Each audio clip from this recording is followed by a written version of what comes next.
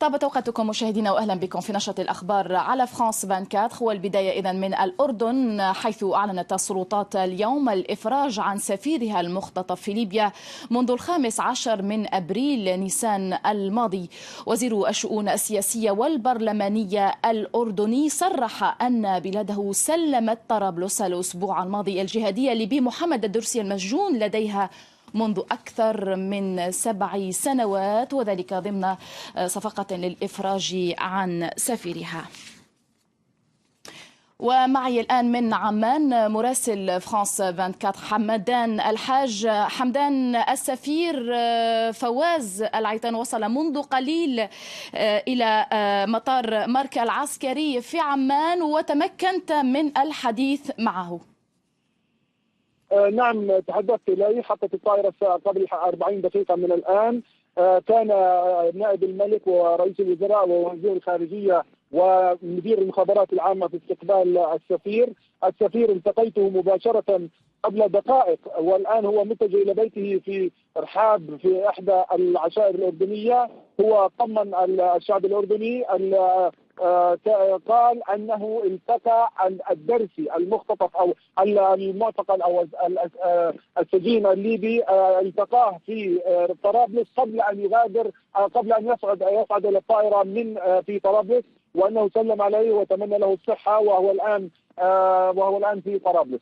السفير الأردني في فواز العيطان تحدث عن الوضع الليبي الصعب في هناك، وأنه في صحة جيدة، وأن الاختطاف كان من قبل عائلة الدرسي نفسه، وأنه مستعد حتى للعودة إلى ليبيا مرة أخرى، لأن الشعب الأردني ليس له أي علاقة أو سيئة مع الشعب الليبي، وأنه الاختطاف كان صعبا واحتجاز الحرية وغيرها. وأيضا السفير تحدث لم يكن قد حلق ذقنه ووضعه الصحي، ولكن كان في شيء من الارتباك. صحيح هو فرح وسعيد وبإطلاق سراحه، لكن بدا عليه بعض الإجهاد وبدا عليه منهكا وليس مرتاحا كثيرا. لكن طيب. في النهايه المسؤولين الاردنيين كانوا في استقباله، وتحدثوا لفرانس 24 وقال ان هناك طريقه التعامل معه كانت سلسه وحضاريه وانسانيه، وانه كان ولكن بالنهايه هو اختطاف. وعندما سالته عن من الذي يتحمل